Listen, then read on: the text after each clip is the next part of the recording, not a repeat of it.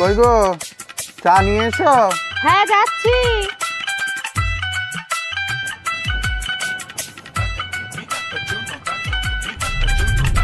এ নাও চা।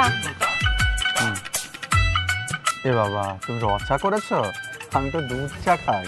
ওই দেখো বাবু অফিস যাচ্ছে, ওকে এটা দিয়ে দাও, ও রদ চা খায়। ঠিক আছে, তোমার ছেলেকে চাটা দিয়ে তোমার জন্য দুধ চা করে নিয়ে আসছি। আচ্ছা ঠিক আছে। চাটা খেয়ে অফিসে যাও। নাটক! ওই চা দিয়ে বাপকে ভোলাতে পারবে, আমাকে ভোলাতে পারবে না। মা হতে এসছে। আদিক্ষেতা দেখাতে এসছে। আমার দাদা তো চাটা নিচে ফেলে দিল। আমি হলে ওই চা তোমার মুখে ছুঁড়ে মারতাম।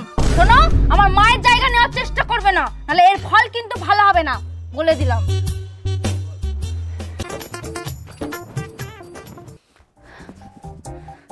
বুড়ো বয়সে বিয়ে করে এসে এখন আদিক্ষেতা দেখি আমার বাবাকে আবার চা গেলাচ্ছে। আজকে চা করে খাওয়াচ্ছে, এরপর তো বাড়ির সমস্ত কাজের দায়িত্ব নেবে। আস্তে আস্তে বাবার মনে জায়গাও করে নেবে। তারপর বাবা যদি আমার মায়ের সোনা গয়নার দায়িত্ব দিয়ে দেয়। এসে থেকে আমার বাড়ির সব দায়িত্বই তো তুমি নিয়েছো, তাই ভাবলাম আমার বইয়ের এই সোনার গয়নাগুলোর দায়িত্ব আমি তোমাকেই দিই। নাও। আচ্ছা ঠিক আছে, এগুলোকে যত্ন করে তোমার কাছে রেখো। ঠিক আছে। না না না না, আমার মায়ের সোনা গয়না ওই বউকে আমি হাতাতে দেবো না। আজ থেকে সংসারের সব কাজ আমিই করবো, ওই বউকে কিচ্ছু করতে দেবো না। যাই, বাবাকে চাটা আমিই করে খাওয়াই। বাবা, আমি তোমার জন্য চা নিয়ে এসেছি। বাবা, হঠাৎ তুই চা নিয়ে এলি? এতদিনে তো কোনোদিন বাপকে চা করে খাওয়ানোর কথা মনে হয়নি রে মা। আজ কি হলো রে মা তোর? শরীর ঠিক আছে তো? গ্যাস হয়ে যায়নি তো? না না, গ্যাস কেন হবে? আমি তো তোমার মেয়ে, আর তোমার তো বয়স হচ্ছে, বলো আমি ছাড়া তোমার খেয়াল কে রাখবে? বাবা, তা ভালো। অন্তত এতদিনে তো সুবুদ্ধি হয়েছে, বুড়ো বাপের খেয়াল রাখার ইচ্ছাটা হয়েছে। ভালো ভালো, তবু ভালো। বাহ, চাটা তো বেশ ভালো বানিয়েছিস রে মা। ঠিক আছে বাবা, তাহলে তুমি চাটা খাও। হ্যাঁ, চা চা।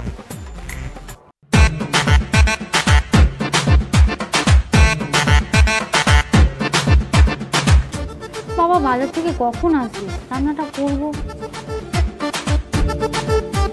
ওই তো বাবা আসছে। বাবা। হ্যাঁ বল। তুমি ব্যাগটা আমাকে দাও। কেন রে? আরে তুমি এত ভারী ব্যাগ নিয়ে যেতে পারবে? তোমার বয়স হয়েছে, কষ্ট হবে না? আমাকে দাও। বাড়ি গিয়ে আমাকে আবার রান্না করতে হবে, তুমি এসো। হ্যাঁ, এই মেয়ে বলে কি? এই নাকি রান্না করবে? বাবা,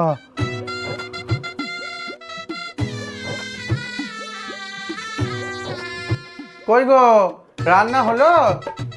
2:30 বাজছে, কখন খাবো আজ? কখন খাবো আজ? তোমার মেয়ে তো রান্নাঘরে ঢুকতেই দিচ্ছে না, বলছে সব রান্না নাকি ও করবে। আমার মেয়ে সব রান্না করছে? বাবা, কদিন ধরে ওর কি হয়েছে বলো তো?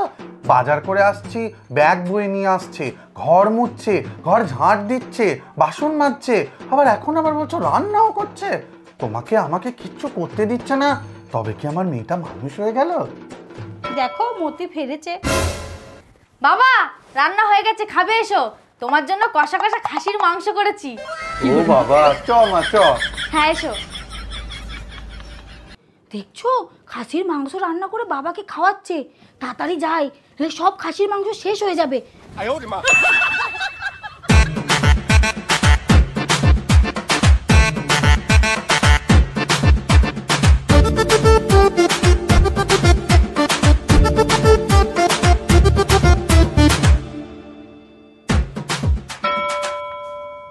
বাবা, তুমি রান্নাঘরে আসলে কেন? আমি তোমার জন্য চা নিয়ে যাচ্ছিলাম।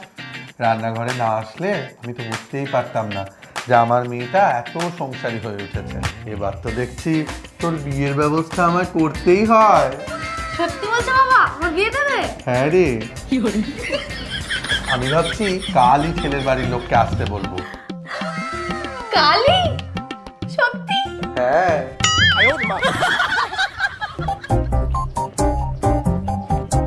দাদা, মেয়ে কোথায়? আপনার মেয়েকে নিয়ে আসুন, আমার একটু তাড়া আছে। হ্যাঁ হ্যাঁ দাদা, এই মেয়ে চা করছে, হয়ে গেলেই আসছে। আচ্ছা ঠিক আছে। তা দাদা, আপনার ছেলের বয়সটা কত বলুন তো? দাদা, আমার ছেলের বয়স বেশি নয়, কিন্তু একদিন ও চুলকানির ওষুধ ভুল করে মাথায় লেগাইছিল, তারপর চুলকাতে চুলকাতে চুলগুলো তুলে ফেলছে। আবার চুলকানিও আছে? এই তুই চুপ করো, যা পাচ্ছ মেয়ের বাবা তুমি বলে এরকম করলে কি আমার আর বিয়ে হবে? আচ্ছা বাবা চুপ কর, মাথা গরম করিস না। দাদা, আপনার মেয়েকে নিয়ে আসুন, আমার একটু তাড়া আছে। ওই তো আমার মেয়ে চলে এসছে। আয় মা, বস। নিন, আপনারা চা খান।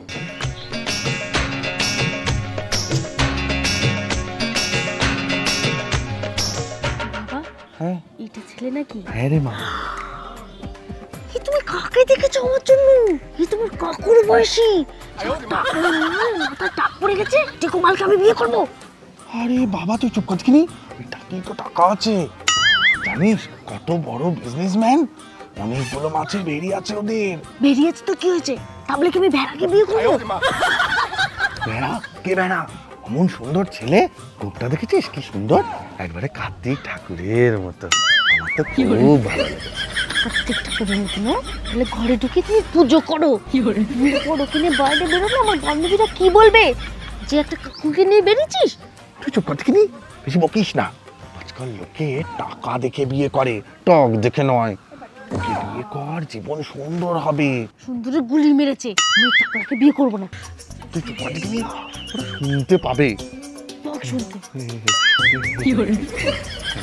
ছেলে তো আমার খুব পছন্দ হয়েছে দাদা, অমন সোনার টুকরো ছেলে। তা দাদা, আপনাদের আমার মেয়েকে ভালো লেগেছে তো? হ্যাঁ, মেয়েকে আমার ভালো লেগেছে। এটি তো আপনার মেয়ে, ওইটি কি আপনার বড় মেয়ে? কে বড় মেয়ে?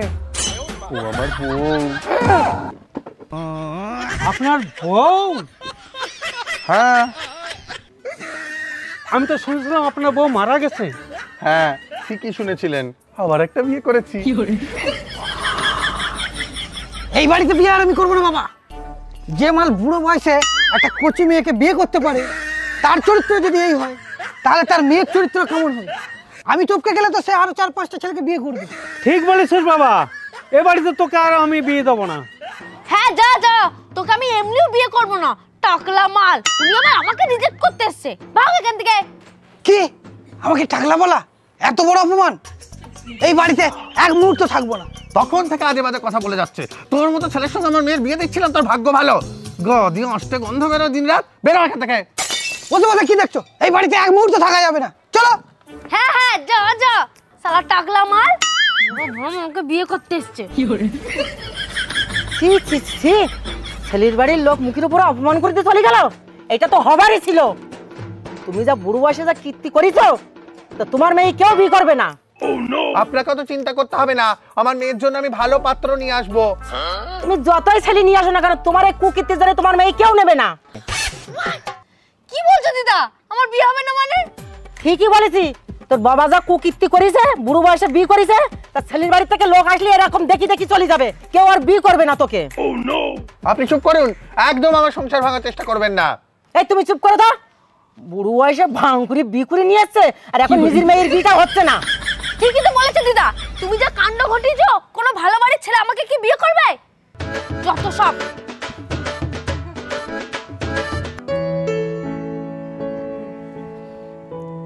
মন খারাপ করো না, ঘরে চলো। তোমাকে কে বলেছে আমি মন খারাপ করছি? তোমার অনেকক্ষণ থেকে হাগা পেয়েছে। আরে বাবা, ওই ছেলের বাড়ির লোক ছিল বলে আমি এতক্ষণ যেতে পারিনি। যদি বা ওরা গেল, ওই বুড়ি আবার দৌড়চন্দ্রিকা শুরু করলো। তুমি আমায় এক বালতি জল দাও, দিকে নিয়ে আমি হাগতে যাই। হ্যাঁ হ্যাঁ যাও যাও, দিচ্ছি দিচ্ছি। এটা দীঘা বা মন্দারমণি নয়, আমরা চলে এসেছি দুবলাগিরি সি বিচে।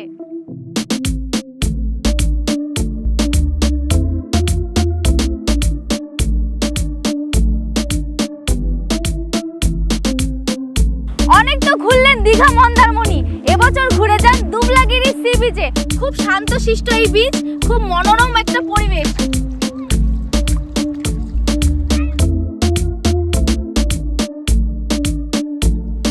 এবার চলো আমরা যে কটেজে উঠেছি সেটা তোমাদের ঘুরে দেখায়। তো আমরা এসে উঠেছি টিপিলার ক্যাম্পে। ক্যাম্পটা খুব সুন্দর, চলো তোমাদের ক্যাম্পটা ঘুরে দেখায়।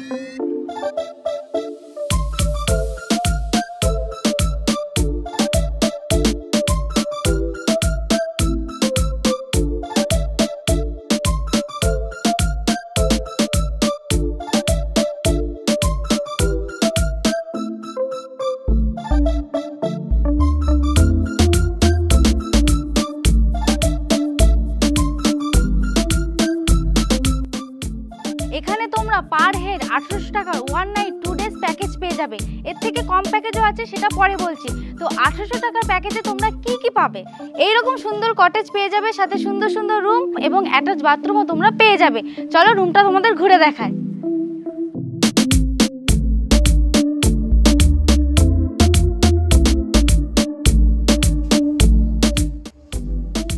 এত সুন্দর রুম তোমরা পেয়ে যাবে। এর সাথে থাকছে welcome drinks, lunch, evening snacks, চা, রাতে ডিনার এবং নেক্সট ডে তোমরা ব্রেকফাস্টও পেয়ে যাবে। এই সবটা থাকছে 1800 টাকার প্যাকেজের মধ্যে। 1800 টাকার প্যাকেজ যদি আপনাদের কাছে বেশি মনে হয়, তাহলে এর থেকে কম প্যাকেজও আছে যেটা 1300 টাকা। তো 1300 টাকার মধ্যে তোমরা কি কি পেয়ে যাবে চলো দেখে আসি। তো 1300 টাকার মধ্যে তোমরা কি কি পাবে? সবটাই সেম পাবে, শুধু ডিফারেন্ট হবে থাকার জায়গা। তোমরা এরকম টেন্ট পেয়ে যাবে, এরকম টেন্টে তোমরা থাকতে পারবে। সেম খাবার সব কিছু সেম পেয়ে যাবে, শুধু থাকার জায়গাটা চেঞ্জ হবে। আপনারা এখানে আসবেন কিভাবে? হাওড়া বা শালিমার স্টেশন থেকে ট্রেন ধরে বালেশ্বর স্টেশনে নামবেন। বালেশ্বর স্টেশন থেকে কটেজের গাড়ি পেয়ে যাবেন, সেই গাড়ি করে ডাইরেক্ট কটেজে পৌঁছে যেতে পারবেন। টিপিলার ক্যাম্পে আসতে হলে স্ক্রিনে দেওয়া নাম্বার এবং ডেসক্রিপশনে নাম্বার দেওয়া আছে, আপনারা কন্ট্যাক্ট করে নিতে পারেন। অনেক তো ঘুরলেন দীঘা, মন্দারমণি, এবার ঘুরে যান দুবলাগড় সি বিচে। আমাদের তো খুব ভালো লেগেছে, আশা করি আপনাদেরও খুব ভালো লাগবে। টাটা। এই সরু, শোন একবার। কি হয়েছে? এখানে এসে একটু বস। যে মেয়ের ছবি দেখিয়েছিলাম তোকে, তার বাড়ির লোক তোকে দেখতে চেয়েছে। কালকে আমি আর তুই যাব। হ্যাঁ বাবা। তুমি বিয়ে করেছো, আমি বিয়ে করব না। তোর সেই এক জেদ স্বরূপ। আমি কি করলে তুই বিয়ে করবি বলতো? ওই মহিলাকে ঘর থেকে বার করো, তাহলে আমি বিয়ে করব। সত্যি কথা বলছিস? কথা দে আমায়। হ্যাঁ। সবাইকে যে ঘরে ডাকলে কি বলছো বলো? তোরা কি ভাবছিস আমি ওকে বিয়ে করেছি? হ্যাঁ। না, ঘটনাটা শোন তাহলে।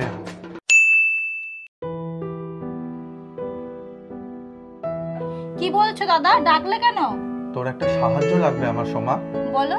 আমার ছেলে মেয়ের মাকে আমি কথা দিয়েছিলাম যে আমার ছেলেটার তাড়াতাড়ি বিয়ে দেব, কিন্তু দেখ না, এত বয়স হয়ে গেল এখনো কিছুতেই বিয়ে করতে চাইছে না। আর আমার মেয়েটা, ও তো হয়েছে একটা পাক্কা ডেপো, সারাদিন খালি টোটো করে ঘুরে বেড়ায়, ঘরের কোনো কাজে ওর মন নেই।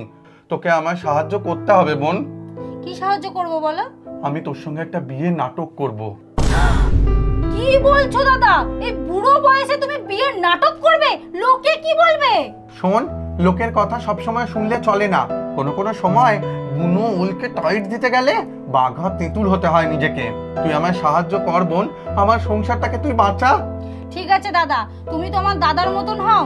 যদি এই নাটকটা করে তোমার সংসারটা বেঁচে যায়, তাহলে আমি এই বিয়ের নাটকটা করব। তোর কথা শুনে আমি শান্তি পেলাম খুব। আমি আসছি দাদা। হ্যাঁ, আয়। সোমা, আমার ছেলে বিয়েতে রাজি হয়েছে। মেয়ের মধ্যেও অনেক পরিবর্তন এসছে। আমি তো এসবই চেয়েছিলাম। তোকে অসংখ্য ধন্যবাদ বোন। তুই এবার আয়। ঠিক আছে দাদা, আসছি। আয়। তোরা ভাবলি কিভাবে আমি আবার বিয়ে করব? তোদের মায়ের জায়গায় আমি কাউকে বসাতে পারি বাবা? আমি যা করেছি তোদের ভালোর জন্য করেছি রে মা। ঠিক আছে বাবা, তুমি মেয়ে দেখো, আমি বিয়ে করব। বাবা তাহলে আমার বিয়েটা? এই বিয়ে পাগলিটাকে দেখ, দাদার বিয়ে দিয়েই আমি তোর জন্য সুন্দর দেখে বর নিয়ে আসবো। ঠিক আছে।